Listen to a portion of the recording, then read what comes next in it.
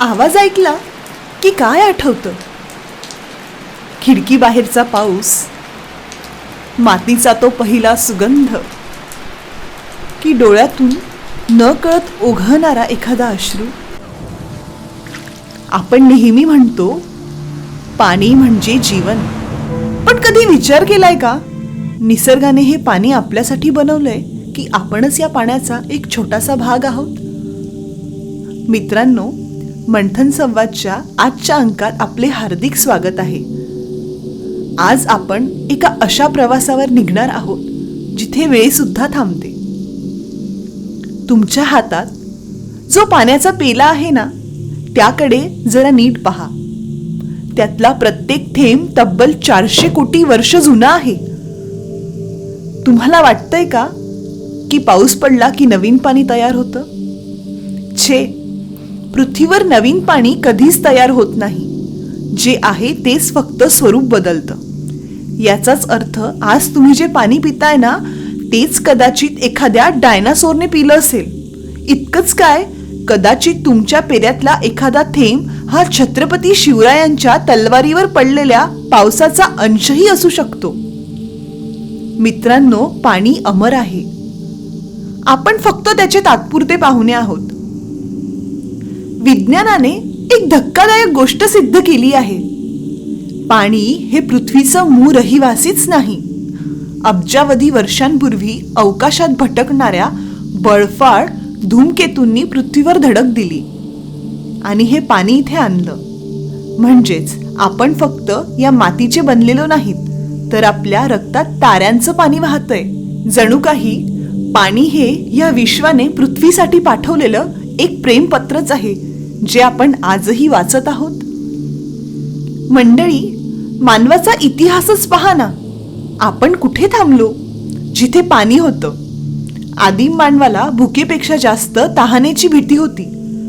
नदी फक्त आपली तहान भागवणारी श्रोत्र नव्हती, ती आपली आई होती. सिंधू, नाईल, युफ्रेटिस या नद्यांनी माणसाला केवळ जगवलं नाही, तर माणसाला संस्कृती नावाची शिस्त लावली. नदी वाहते म्हणून माणूस चालतोय. पाण्याचं सर्वात मोठं गुपित काय आहे माहिती आहे? ती आहे त्याची लवचिकता. समोर कितीही मोठं डोंगर असलं ना, तरी पाणी त्याच्याशी भांडत नाही. तो शांतपणे बाजूने वाट काढतो. तलवार कितीही धारधार असली तरी ती पाण्याला तोडू शकत नाही. पण पाणी समोर कितीही मोठं डोंगर असलं ना, तरीही त्याला झिजवतं. पण स्वतः कधीही संपत नाही. मित्रांनो, आयुष्यातही जेव्हा संकटाचे डोंगर येतात ना, तेव्हा पाण्यासारखं व्हायला शिकावं. खंबीर पण लवचिक. बघा ना, पृथ्वीवर 70% पाणी आहे आणि योगायोग असा की आपल्या मेंदूतही 70% पाणी आहे. हा केवळ योगायोग की निसर्गाचं काही गहन गणित आहे? जरा विचार करा. आपण आणि पृथ्वी एकाच धाग्याने बांधलो गेलो आहोत का? याबद्दल तुमचे काय विचार आहेत हे मला कमेंटमध्ये नक्की पाठवा. आपल्यासाठी पाणी म्हणजे केवळ H2O नाही, ते आपल्यासाठी तीर्थ आहे. आपल्याकडे म्हणतात पाण्याला स्मृती असते. तुम्ही त्याला दिलेला शब्द, तुमच्या भावना पाणी साठवून ठेवतं. कदाचित म्हणूनच आपण हातात पाणी घेऊनच संकल्प करतो. पाणी फक्त तुमची तहान भागवत नाही, तो तुमच्या अंतरात्म्याला शुद्ध करतो. तुम्ही पाण्याशी कसं बोलतात यावर तुमचं आरोग्य अवलंबून असतं. शेवटी बघा ना, मूल जन्माला आलं की त्याचा अभिषेकही पाण्याने होतो आणि मृत्यूनंतर अस्थींचं विसर्जनही पाण्यातच होतं. पाणी जणू सांगतं की सुरुवात माझ्यापासून आहे आणि अंतही माझ्यातच आहे. पण मित्रांनो, आज काय होतंय? आपण पाण्याला देव तर मानलंय, पण त्याचा सन्मान करायला विसरतोय.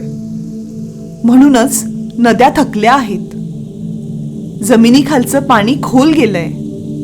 पाणी संपत नाहीये, पण आपली शिस्त कुठेतरी कमी पडतीये.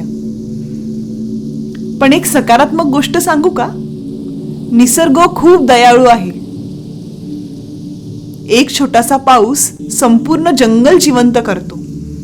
आपण पाण्याचे मालक नाहीत, आपण तर त्याचे पालक आहोत. त्यामुळे एक नळ नीट बंद करणं, पावसाचं पाणी झिजवणं, आपल्या नद्यांमध्ये कचरा न टाकणं, ही या पृथ्वीप्रती आपली कृतज्ञता आहे. पुढच्या वेळी जेव्हा तुम्ही पाण्याचा एक घोट घ्याल तेव्हा एक क्षण थांबा. त्या थेंबाचा 400 कोटींचा प्रवास आठवा. तो थेंब ताऱ्यांमधून आलाय, डायनासोरच्या काळातून आलाय, केवळ तुमची तहान भागवण्यासाठी. मित्रांनो, हा व्हिडिओ जर तुम्हाला आवडला असेल, या व्हिडिओने तुमच्या मनाला स्पर्श केला असेल तर मला कमेंट करायला विसरू नका. आणि अशा सुंदर कथांसाठी मंथन संवाद ह्या चॅनलला सबस्क्राईब करा. आपण भेटूया पुढच्या अंकात. धन्यवाद.